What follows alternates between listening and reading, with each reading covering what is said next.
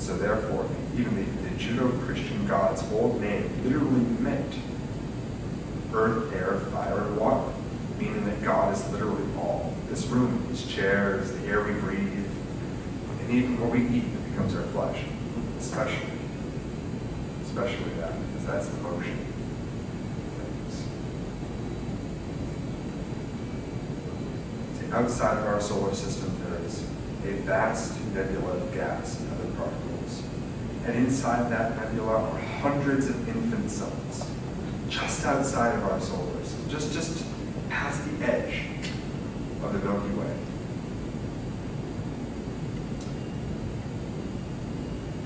Hundreds of infant suns in the process of collecting mass.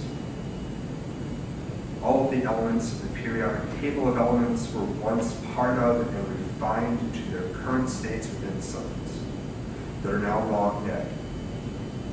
Proof that the universe is in the process of refining the substance that it is made of, piece by piece. And on a more conscious level, we refine what we are made of spiritually, and mentally, emotionally, and physically, with good exercise and diet and all. But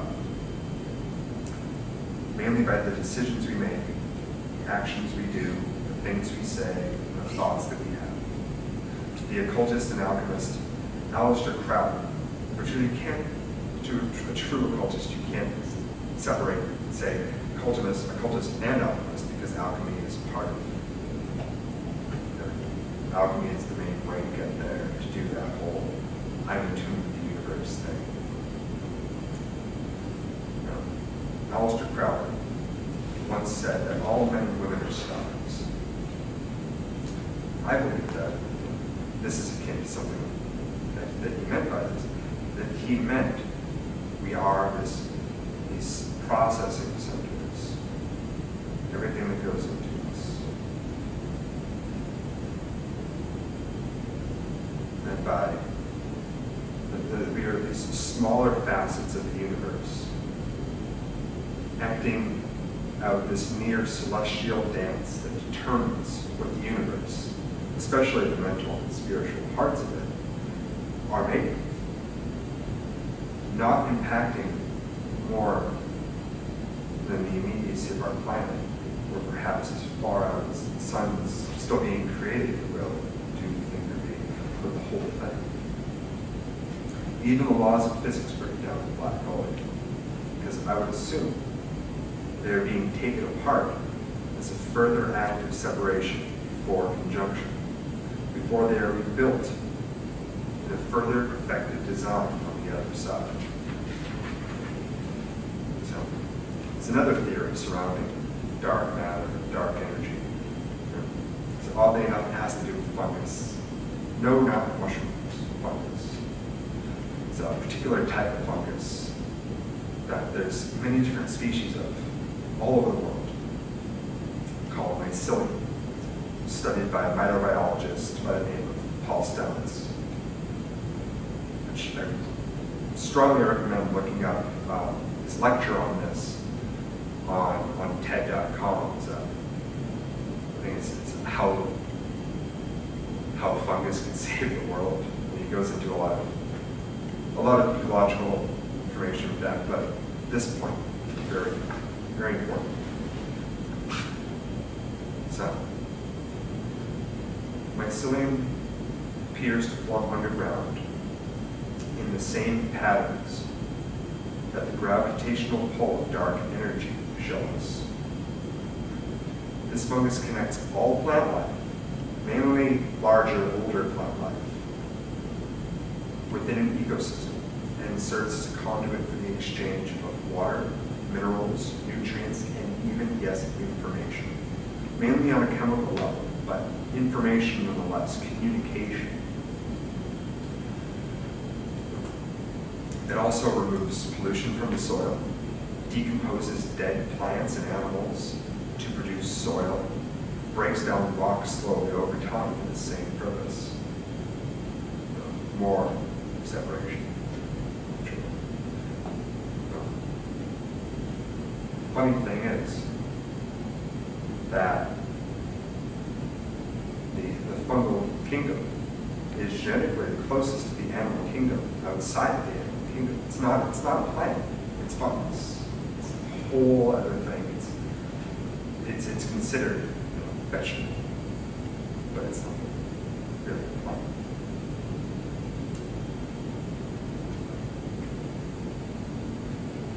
It's also the same pattern that is shown by the gravitational pull of dark energy as observed in empty space, and by the mycelium is shown somewhere else too. It's shown in the neural net. It's shown in the synapses of the brain.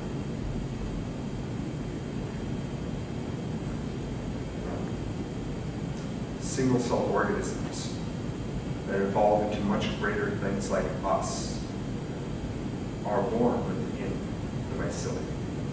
It is the cradle of life, the veins and brain of the mother, the manifestation of dark energy in the crust of the earth, or to give it another name, ether, the fifth element, the space in between where God moves. God is energy and consciousness, and Goddess Mother Earth is matter touched and impregnated by that energy to give rise to life for the purpose of the separated pieces of the consciousness of the universe to live and learn as we interact with each other. So I would have to say that both these theories are pretty spot on. That dark energy that we have detected is the consciousness of the universe, that this universe sprang from, moving and affecting everything in this one, just as the pieces of an alchemist's mind and soul are divided up to perfect the self, this great mass of consciousness and energy that forms this. And every other universe is simply dividing itself up into smaller and smaller pieces to perfect and refine its base material, or prime material, as alchemists called it, before bringing it back together as a perfect whole, just as successful alchemists do with their beings. There's an ancient saying about gods. I believe it's Zoroastrian, which is pre-Judaic. It's the hairs of God, or the hairs and beard of God, that is, trickle down through all of the layers of creation. So I take this from a modern standpoint, looking at fractals, and say, systems on one level, imitating systems on a higher level. It's a trickle-down process.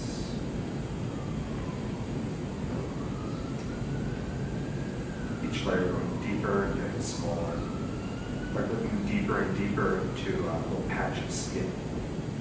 First you have the skin, the epidermis, then you have the cells that make up that skin, then the organelles that make up the cell, then the proteins that make up the organelles, then the molecules, then the proteins, then, actually no, scratch that, proteins, then molecules,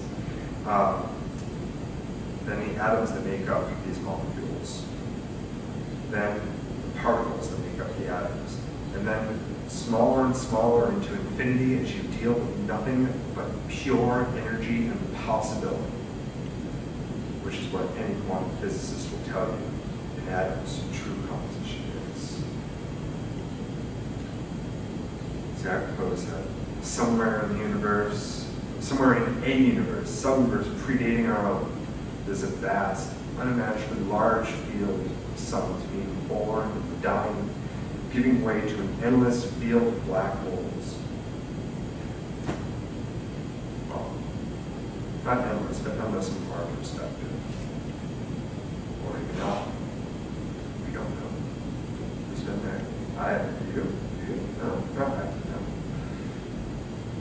But still, this large field, this all starts, it's trickling down. Wonder where it'll end. Wonder if any of us place of order. So we can't really have an idea of that quote-unquote perfection from our perspective because we don't know. We've never seen it.